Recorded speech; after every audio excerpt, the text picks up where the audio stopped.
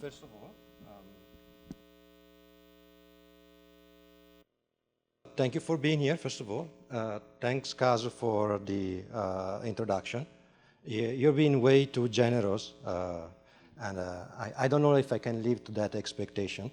But in a passive-aggressive way, I understand that we need to improve the insulation of our... I mentioned this to Sakurai-san many times, but you know, it is what it is. For the Lab 6, yeah, make the office better. Okay, and well, it's a pleasure to give this lecture, and thank you, Amy, for the invitation, and all of your team as well. And thank you also for having this kind of Provost lecture. I think these are very interesting. I try to follow them as much as I can because it's always interesting to know what our colleagues do. So Kazuo has done a very good introduction about my scientific life. I don't have much to add. I had this slide, which represents exactly what he said. I started at the University of Padua, where I did my undergraduate. Then I moved to the Cancer Research UK. Then, yes, I moved briefly to Germany, and then I did my postdoc at the Weizmann Institute. And then I moved to OIST as an assistant professor in late 2019. And this is how the lab used to look like when we started. It was just me, a PhD student, Sarah, and Laurent, my senior staff scientist. And I think, I believe I should have a more recent photo of this, but this is what I could find, unfortunately, today. But this was in 2023. Some people left, but most of these people are still here, and they are here in the audience as well. And so the lab has grown substantially. We started in Lab 4. This is one of the few images that I could find when we set up the lab in Lab 4. And then we moved in 2024 to Lab 5. This is how it looked like when it was completely empty, a beautiful new building. And then before I start, I would like to first and foremost thank the current member of the lab, who I believe at least some I can see in the audience. Those are the people who've done all the work, plus, of course, the past members. And these are the driving force behind the lab. So without them, the tenure wouldn't have been possible. So a big thank you for all these people and the other people who preceded them. Unfortunately, I will not be able to present all the single projects. There is a lot of very interesting projects going on in the lab. I debated with myself a lot on what to do in this presentation. And at the beginning, I thought maybe I will give a general report of what is my line of research, but then the presentation felt very unwieldy with all the different lines. And then I decided to basically completely butcher and Frankenstein 2 projects to make them seem there is any sort of coherence between them. So hopefully that will work out better. So Kazu mentioned that I am a neuroscientist / cell biologist. That's actually very accurate, in fact.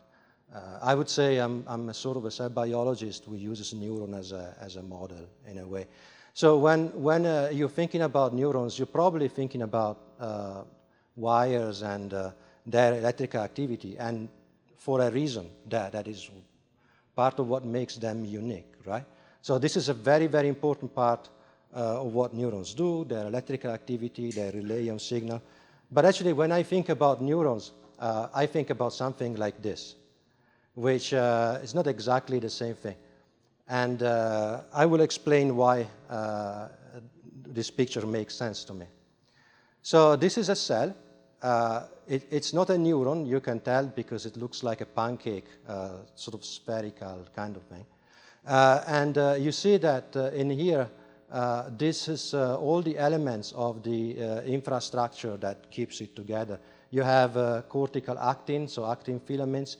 You get several cytoskeletal components, including intermediate filaments.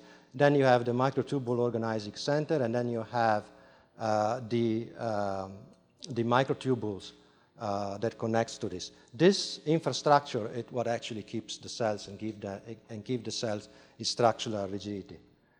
And when we look at the microtubules, which is what I'm mostly interested, you'll see that microtubules are almost like an highway where things are transported along the microtubules in two main directions.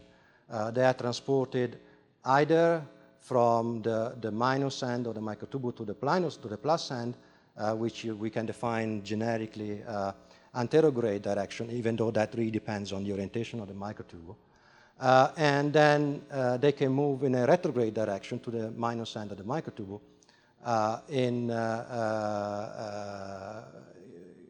with a different kind of cargo and different kind of motor. So generally speaking, anterograde cargo that goes to the periphery are transported by a family of molecular motor that are called kinesin, and the one that go from the periphery to the center are transported in association with a molecular motor that is called dynein. And in fact, cytoplasmic dynein to be more precise. And all of this is well and good. So we have an infrastructure, we have of highways, and we have a way to move organelles and proteins within these cells. But then there is a complication. So when we look at neurons, they don't look anything like that cells. So there is the cell body that kind of maybe looks like that cell. But then there is an enormous amount of arborization that is really extensive in volume. In fact, Kazu has mentioned that the axonal volume of this arborization can exceed 1,000-fold the one of the cell body. So that is really a big challenge structurally and in terms of the molecular machinery that promotes transport in the various parts of the neurons to actually logistically organize how things get distributed in this network that is very extensive compared to the cell body. And if we look at a large mammal like, well, middle large mammal like a human, then certain neurons, for example, motor neurons and sensory neuron that goes from the spinal cord all the way to the foot, for example, their axons can be 1 meter long, and their cell bodies really is in the order of micrometers. So you can imagine the problem of organizing how this axon can survive and what is trafficked in this organelle. So for the sake of this talk, but also because it's one of the most common system that we use in the lab, we are going to talk about sensory neuron. I've used this extensive. We use it extensive in the lab. We also use motor neurons, which are responsible for muscle contraction. Both of them are roughly located at the level of the spinal cord, though motor neurons are part of the central nervous system, and they are located inside the cord, while the sensory neurons are part of the peripheral nervous system, and they're located outside the cord. You can see the location of the dorsal root ganglia, which are the sensory ganglia here in an embryo of a mouse in blue. And these neurons really resides at the outside the spinal cord in the sensory ganglia, and they don't have axons and dendrite like classical neurons would have, but they're only axonal in nature. So I will refer to the arborization from now on as axons, because the sensory neuron which I'll be talking about, they only have axons. They have an interesting kind of axon that comes out of the cell body and bifurcates in two directions. One goes to the center and one goes to the periphery. And of course, they can make contact with their various targets, usually in the skin. So you have pain sensation, mechanosensations. You have a very interesting class of sensory neuron as well that connects to an organ that is called the muscle spindle that sees the contraction of the muscle. So they can give you feedback about the state of contraction of the muscle. And if that system goes, then your sense of equilibrium also is impaired. But just to convince you about the importance of trafficking and relay of information from the periphery, and how that is handled in a way that is dependent on physical molecular transport and not electrical activity, I would like you to present you a historical sort of perspective on this. And this is for a case of a molecule that is dear to me because I've worked on it extensively during my PhD. So you might or might not know that we produce during development much more neurons that actually we conserve in adulthood. And everything that doesn't make successful connection to that target gets pruned away and it's basically removed. That's a good thing, actually. It really helps us to find the circuitry of our neurons. And this is an example of a chick embryo, because at that time the chick embryo was a very good model, very extensively used. And you can see that you start with a lot of neurons and they go down, and then once they're successfully connected, they plateau in number. Now, the first sort of interesting insights on the nature of neurotrophin and how these neurons can survive came in 1934 from a person at the University of Washington, Victor Hamburger. And what they did at that time is that they could take the fertilized egg and then basically sort of cut it open, right? Just take the shell out a little bit.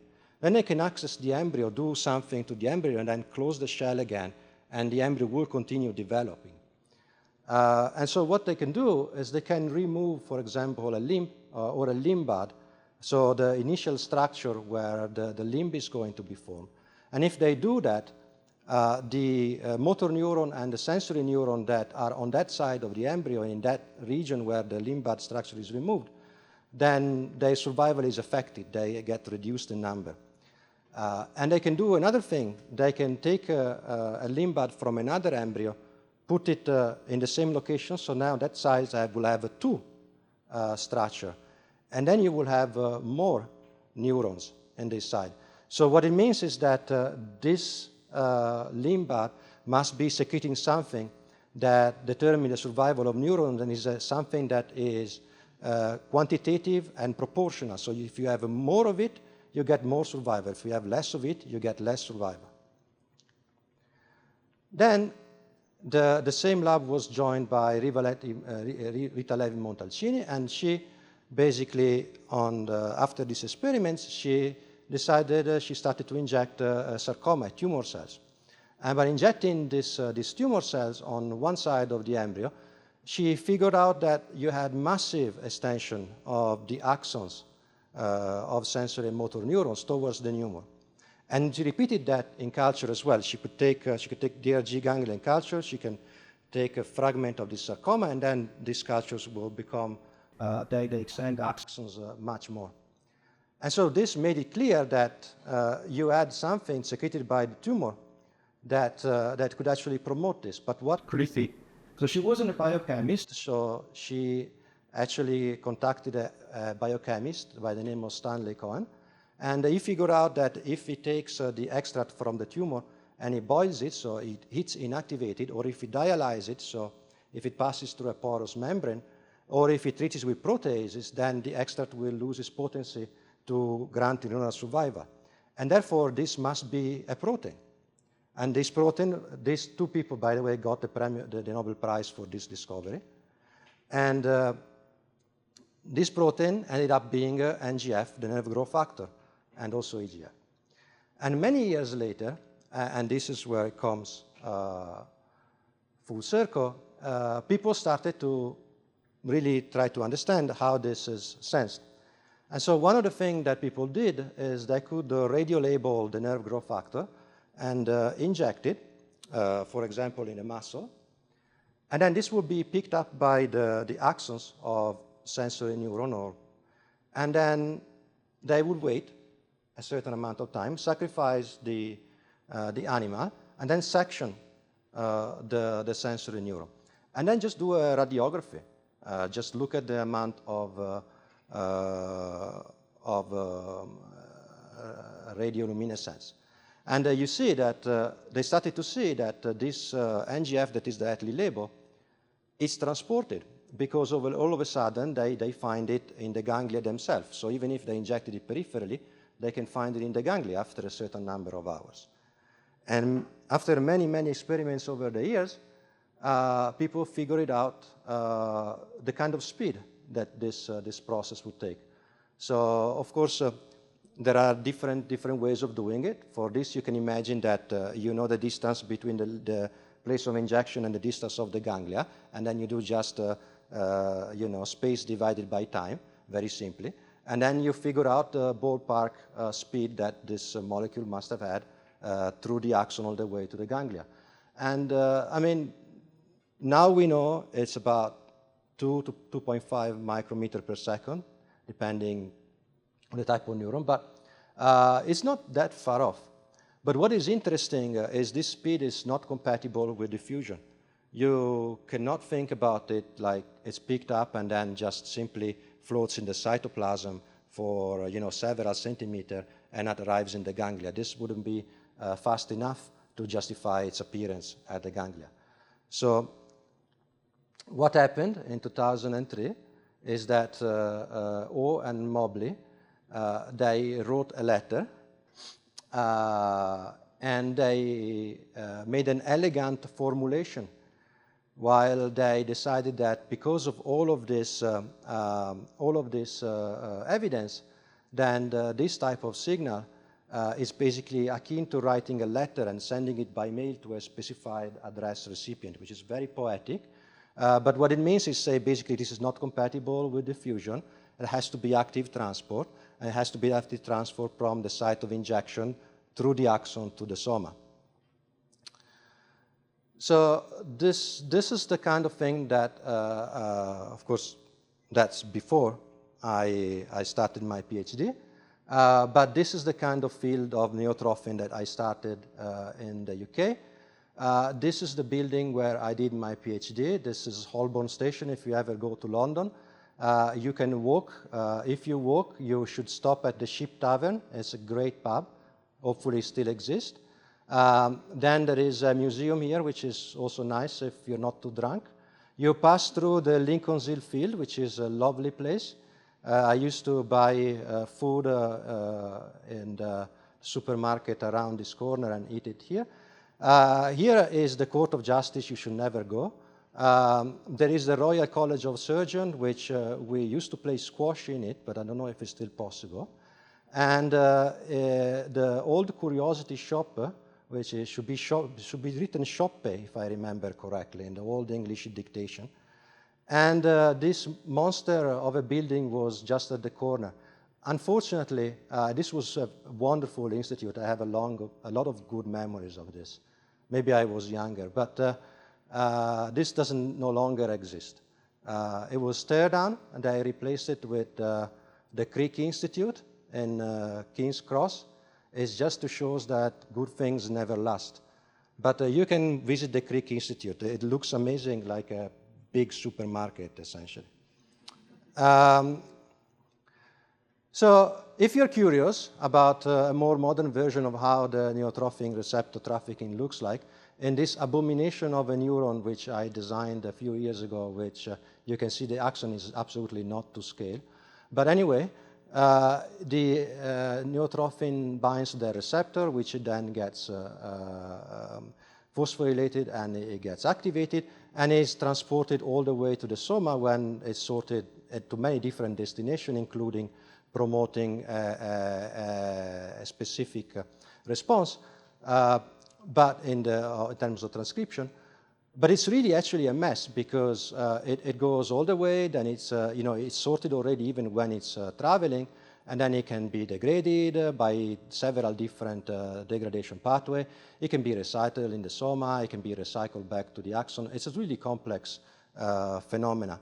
And then when I think about this, instead of thinking about this beautiful motorway, I think it looks more like this. And it's really this sort of complexity and how it's regulated that really has been something that the membrane trafficking per se is always something that has been fascinating me and has been sort of a theme throughout my scientific career. But what is transported, these things are called cargo, and this phase is called cargo. And of course, I told you about the neurotrophin that are transported with the receptor. So you can imagine that things like receptor gets transported anterograde to the plasma membrane. That is true. You can imagine that the neurotrophin are a kind of cargo that binds to the neurotrophin receptor and transported retrograde. That's also true. But there is all sort of things that are transported. You have the energy center of the cells that produce ATP, those mitochondria. You have lysosomes that are organelles that degrades protein that are transported. You have RNA granules. You have injury signals. So how does a cell know that they've been injured? Because an injury is happening maybe 2 centimeters away. So yes, of course, you have a calcium wave, so you have a very fast signaling process, but also you have physical signaling molecules that are generated at the site of injury and transported through molecular transport. And this is just an example. So this is, these are lysosomes that are transported. So this is a soma. These are lysosomes. You see, they come down. Some of the lysosomes also can go anterogradely. They're bidirectional. You see that it's complex. There are branching points. Sometimes this membrane trafficking can get stuck at the branching point, can invert, they can come back, they can change, they can go through different branching. When they get to the soma, they're also, can do a lot of different fates. They can maybe even re-enter the axon. So this is really truly a fascinating phenomena. And very important question is, okay, well, that's great, but what happens when you have a traffic jam? What happens when the thing doesn't work in the way it should? We have plenty of experience in real life that when we have a disruption in trafficking, then we have a disruption in many different facets of society. Right? Goods don't get delivered, supermarket might not get stocked, there are several different things can happen. And this is an example.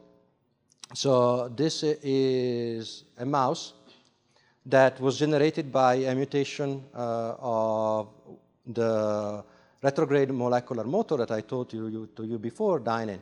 Now, if you actually completely delete dynein from any cells, the cell doesn't survive. That's it. It's lethal. You cannot have a mouse without dynein. But you can have mutations, point mutation of one amino acid in this huge, incredibly large macromolecular complex. And if the mutation is positioned right, then already you can see small problems. And actually, that's very nice, because something that is a relatively small perturbation can give you sometimes much more information about what the protein does than just the deletion, because sometimes the deletion is just lethal. There's not much that you can say. So this mouse, unimaginatively, is called leg at odd angle. And they're leg at odd angle because if you ever pick up a mouse for the tail, well, normally the mice like to spread their leg like this. So you pick them, they spread their leg like this for a little bit, and then, of course, they move, right? But these mice, they cannot. So they have a motor neuron and sensory impairment, and then they keep their leg tucked like this. That's why they are at the odd leg. And the reason for this is because the neurons are affected, and then basically the muscle contraction and the sense of proprioception is also affected. But this is not just a case for mice. This is the heavy chain, so the biggest part of the dynein complex. These are the mice mutation that we have. We have maybe a little bit more. But we have discovered in the clinics many more mutations of this protein associated with patients. And many of these mutations are associated with neurological disease of various sorts, including intellectual disability, sensory disability, and so on and so forth. So this is something that is relevant also for the human clinic. So the first project that I'm going to talk about was actually done by my first PhD student who graduated, I think, a couple of years ago, and has to do with a very tiny part of this complex.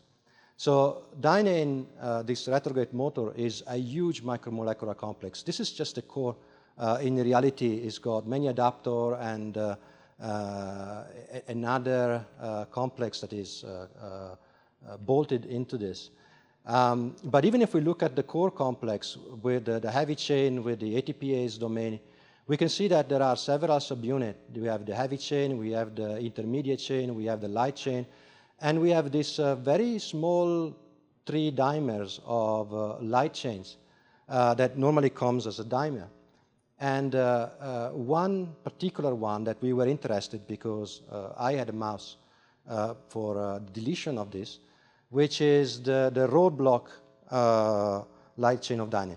Very, very small. 96 amino acid comes into a dimer into a huge molecular complex. So at the beginning, we didn't really know what to expect. And it turns out that the mice are embryonically lethal if you delete it everywhere from the mice. And then we started to have mice where the deletion is only in the sensory neuron. And now if you delete it only from the sensory neuron, you'll see that you recognize the position of the mouse from what I showed you before. And the reason is because now just by deleting from sensory neuron, we have a drastic decrease of the amount of sensory neuron in the mouse. So this is a really important protein for survival. But we didn't know why that is. So we used a system that is very interesting. It was developed by Rooks et al. In 2012. That's called the BioID system. We actually use the Turbo ID. And this system is, you can take any protein that you like, and you can add a bacterial enzyme, this BRA enzyme, and what it will do, it will biotinylate randomly in a radius of 10 nanometers. That's very small, and it's considered akin to biotinylated interacting protein. And then the idea was that we wanted to figure out what's associated to the dynein complex to figure out what is the death signal that is transported through this complex. And so the advantage of this is that once you biotinylate everything that comes into 10 nanometer radius, then you don't care about which buffer you're using for the lysis. Normally, when you do immunoprecipitation, you have to be extremely careful because if you get the wrong buffer, you can break the complex and you don't know what you can precipitate. But this one, you can be as harsh as possible because they're covalently they're labeled already with biotin so that you can't detach it anymore. So then you lyse the cell, and then basically you can retrieve the biotinylated interactor with the streptavidin beads. And then you go for mass spectrometry, which will tell you what was in the proximity of this subunit. So we made a different construct that tagged the roadblock subunit of dynein. And we did mass spectrometry. So SAR did mass spectrometry. And it turned out that we have a lot of protein that are associated with protein transport and vesicle transport and membrane organelles, as we expected. And interesting, we found that there was a lot of protein that actually had to do with RNA biology, which we weren't necessarily expecting.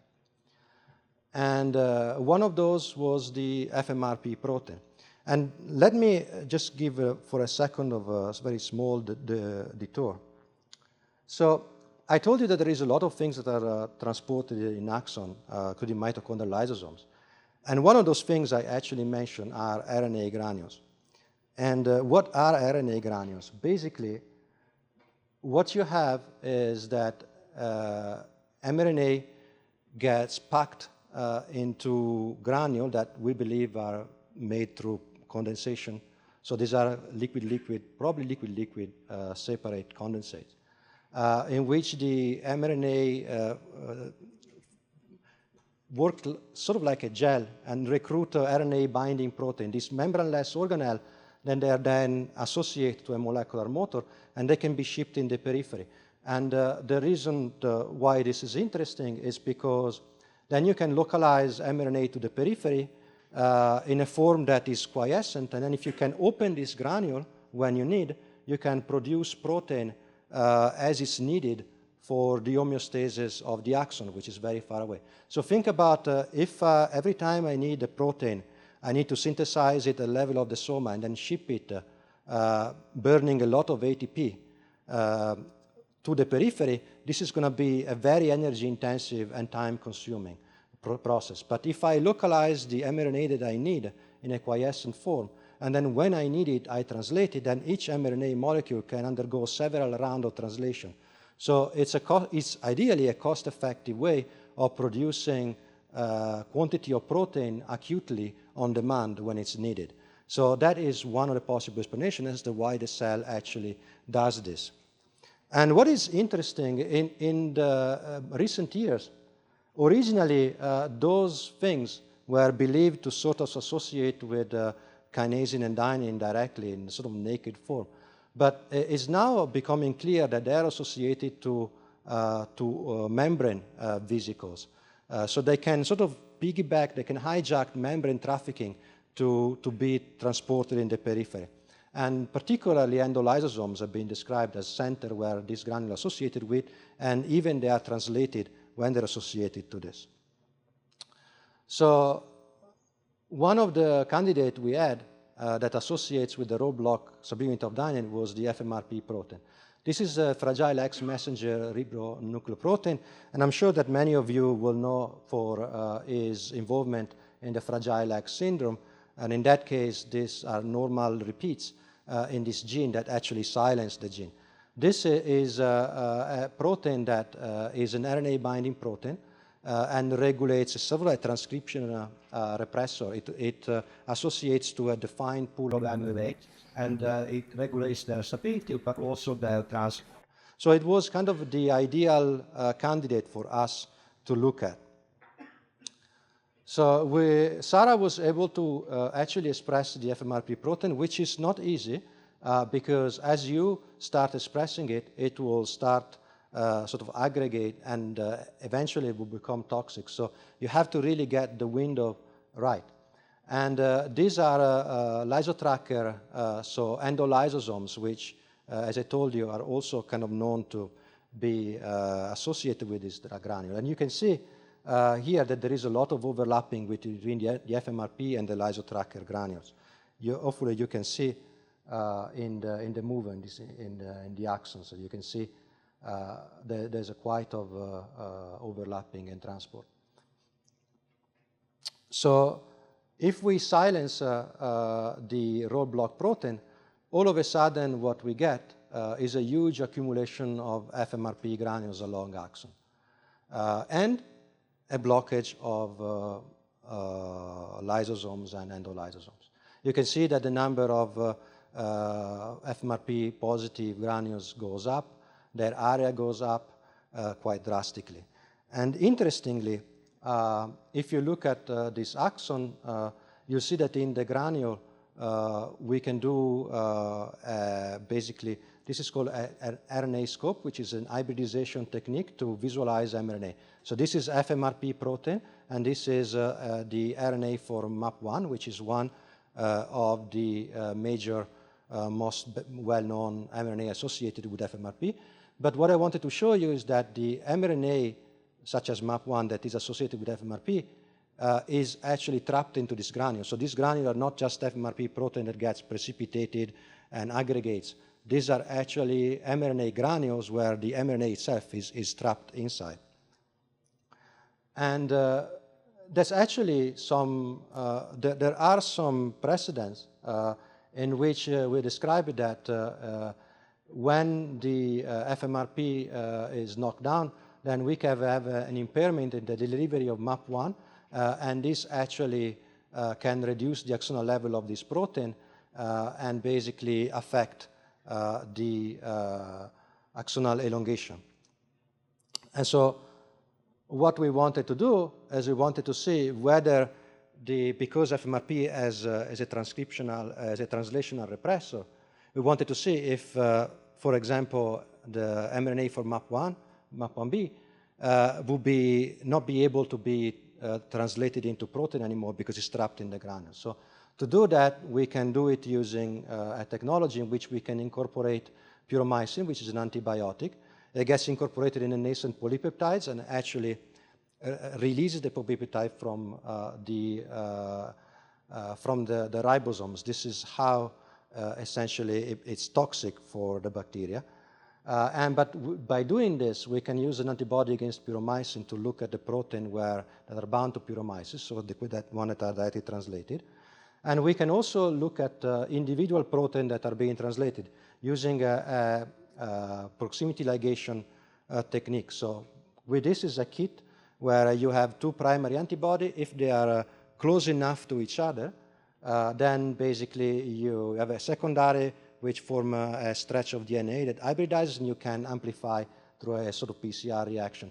And then you can see basically everything that is very close to each other. In this case, if you have something against puromycin and something against the protein of interest, you can see which portion of the protein of interest is puromycin related, which means which one was translated and where. And so this is, for example, this is an example of protein translated in axon. So if we do this for the MAP1B, we can see that if we knock down the roadblock protein, condition that accumulates the FMRP, then we have essentially a reduced translation of the MAP1B protein. And because MAP1B was associated with neuronal elongation, just as a reminder, in our mouse that was basically defective for the roadblock 1 protein, one of the striking things was actually that if you looked at the growth of the DRG in culture over a period of 16 hours, what you could see is that the growth is much slower. And therefore, there is a problem in axonal elongation, which makes a lot of sense if you think about the trapping and the lack of translation of MAP1B. And then I would just go for the second story, which in a way kind of follows this with, in a way.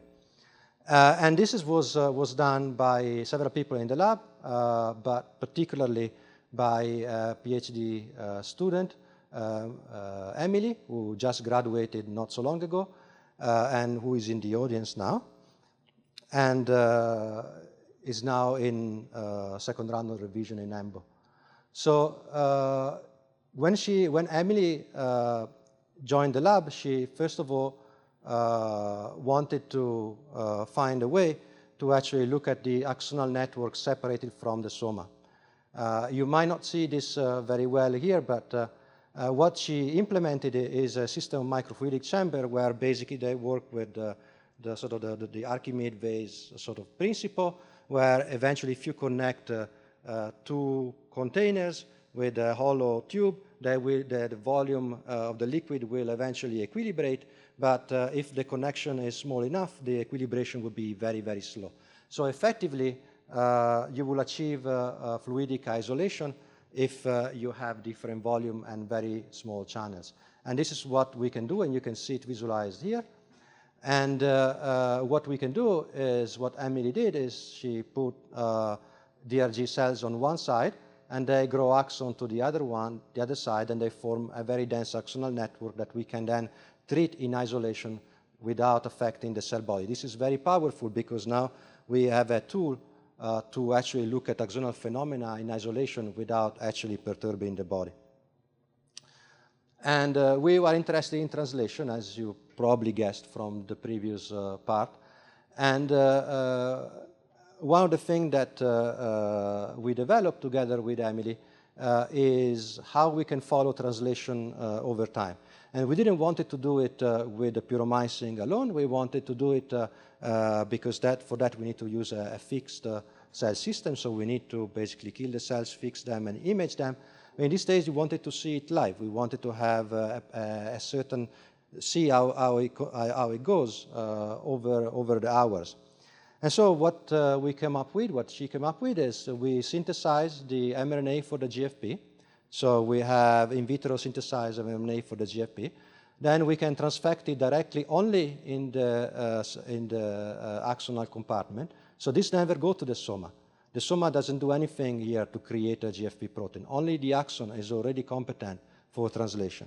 And then if we image this over a period of 16 hours at the microscope, you can see that the GFP is created along the axons, like in this movie. And this is a very nice tool, very sensitive. So you see it over time. If you use an isomycin, for example, to outcompete puromycin and stop translation, you can see a very flat increase in fluorescence. You can see an increase in fluorescence in normal condition, something that is already known to increase protein production, like adding NGF, again going back to NGF as a neurotrophin. It also increases peripheral synthesis, and we can actually see this in real time, which is very nice. And one of the observations that Emily did was that these foci, these places where we can see the GFP being translated, are very, very close to active mitochondria within the axon. And another observation that she did that relates the translation to mitochondrial activity is that if we use a compound that is known to increase ATP production and activate mitochondria, which is a precursor of the NADH pathway, it's called NMN, we can actually increase the translation even more than what happens with NGF. So we have this foci of translation that are very close to mitochondria. If we stimulate mitochondria, we can boost translation even more, which means that obviously translation is connecting to mitochondria and mitochondrial activity. If you want to know why, I will skip on this.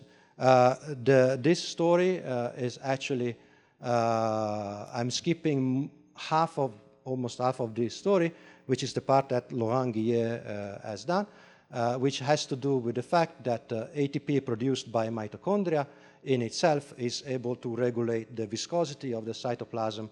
And this is the thing that also Kazu mentioned in his introduction. And it's basically working in a way that as a hydrotrope, so it can, at higher intercellular concentration of ATP, is able to dissolve liquid-liquid phase separate condensates, and then this basically will open up the RNA granule, which are such kind of condensates, up for translation, and this is what we think is happening when we increase mitochondria. And besides the paper of Emily, you can also go and look at this, which is a similar study that that puts the logical basis for this observation, but this was done in a neurodegenerative disease system like ALS. So I mentioned that when Emily was looking at translation, she found that there is a very nice correlation with mitochondria and mitochondrial activity.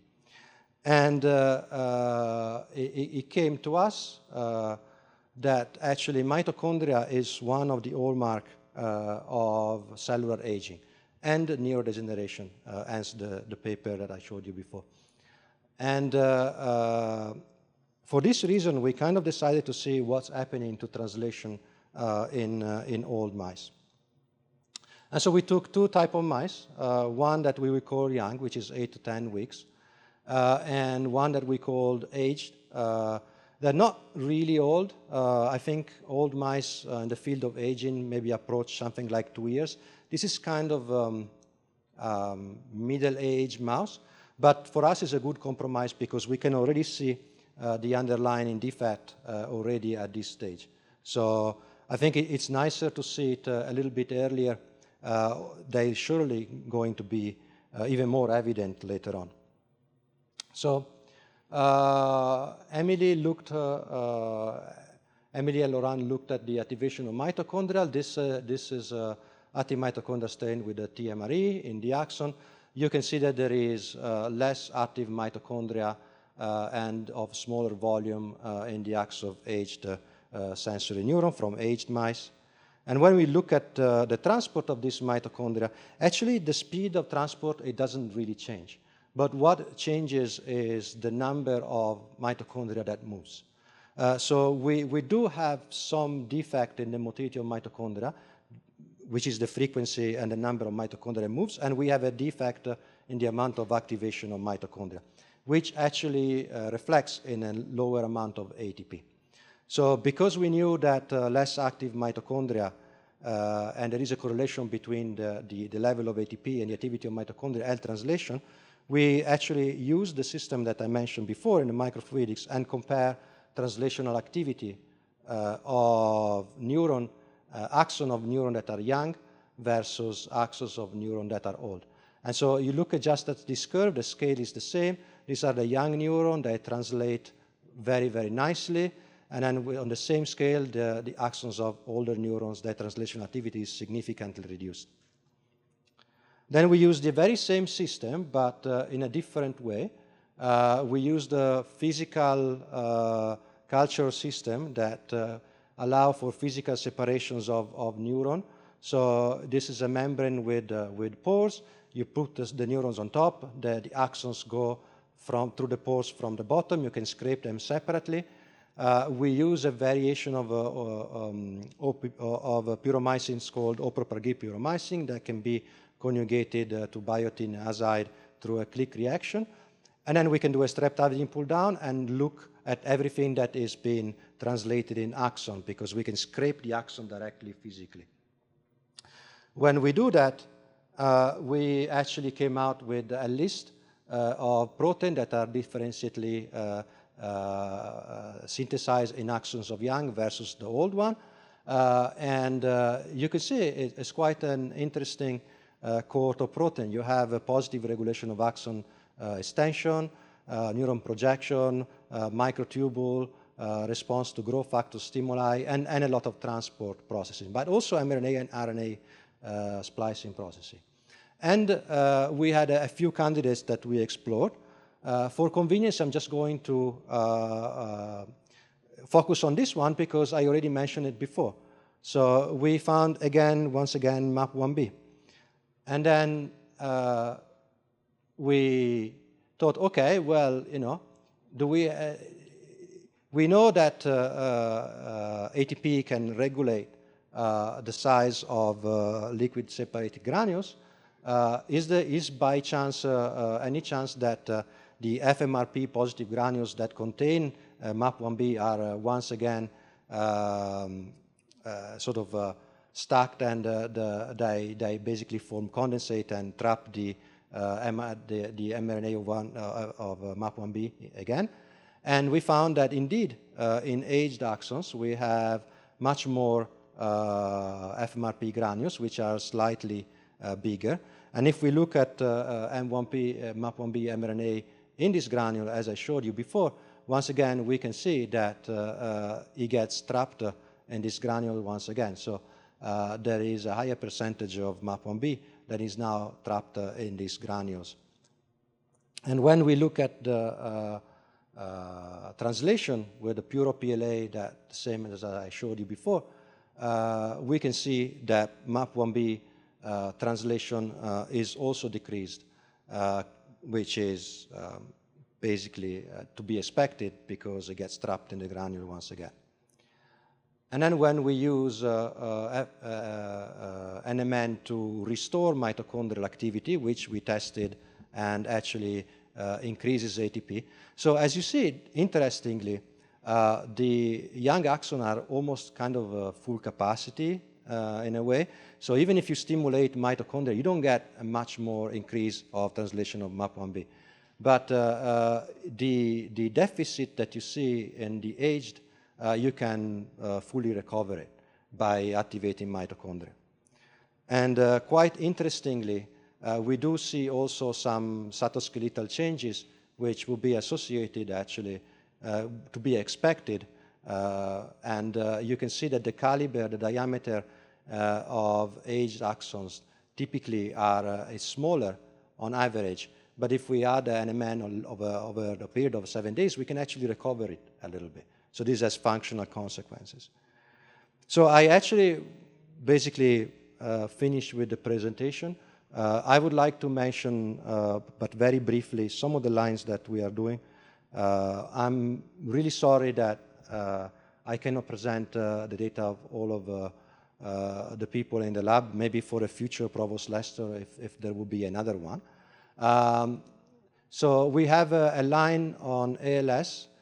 So Sandra, postdoc in the lab, she's done a lot of work on mitochondrial defect in ALS, and also she's done a lot of work identifying biomarker from medium and samples of cerebrospinal canal fluid. Laurent is also transitioning a little bit in aging and has a lot of different projects on his end. Yujun is doing a characterization, a really actually difficult characterization of proteomics in secretory vesicles in ALS. These are neuron-derived secretory vesicles, so extracellular vesicles that are actually quite difficult to collect and analyze. So she's doing a really good job with that.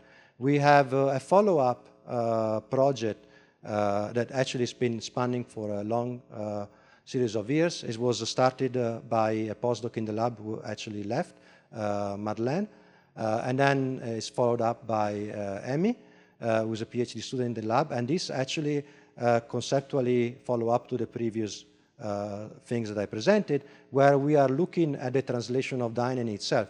So what happens if the motor itself is translated in the periphery, not just transporting the granule, but it's translated itself. And we made a novel mouse model to actually investigate this. It's going reasonably well. And then Philip, a new postdoc in the lab, will look at the cognitive aspects of this new model that we generated. And Esteban, he has taken the concept of microfluidics and put it to the next level. He's made a very nice system where he can stretch the neuron basically by sliding a microfluidic chamber and angling the channel. And that simulates a stretch injury, and that's also very interesting. Hopefully, I will be able to present it to you another time. And this is the older picture of the lab. I would like to thank all the people in the lab, particularly Sarah and Emily. That's the major the people I presented most of the data today, but also everyone else.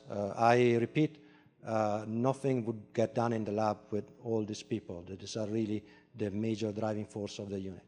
And also the collaborator, particularly for the Emily's project. We had many collaborators over the year, both at OIST and outside, but for the project that I presented, specifically Ross, the unit, has actually helped us with the quantification of the translation in axon. And I will stop here and take questions if there are any.